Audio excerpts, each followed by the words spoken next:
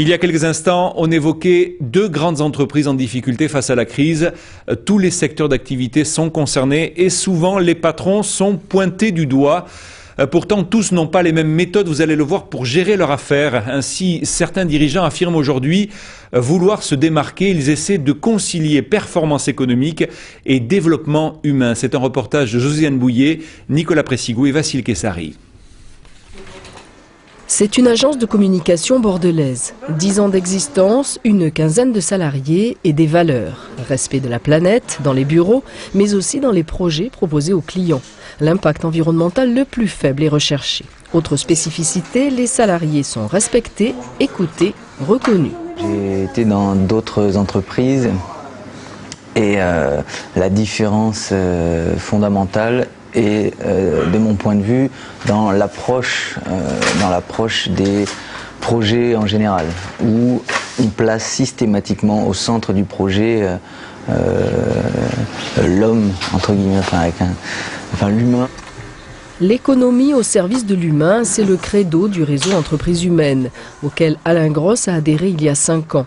Un engagement profond par souci de cohérence entre sa vie de citoyen et sa vie de patron.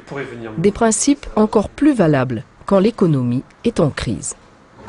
Soit on joue la certitude et on fait une position de repli, on licencie 3 personnes et on est sûr d'arriver à nos objectifs 2009, d'étaler, de sauver nos salaires des dirigeants.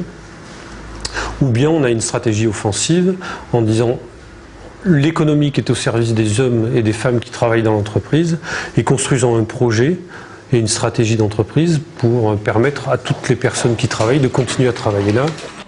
De fait, les entreprises humaines semblent moins en difficulté que les autres. Mais petites ou grandes, elles sont rarement cotées en bourse.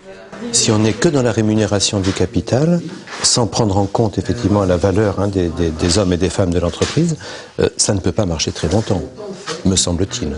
Je ne dis pas que le système capitaliste a forcément tort, mais je dis que si on oublie quelque part la valeur humaine, on se met en fragilité.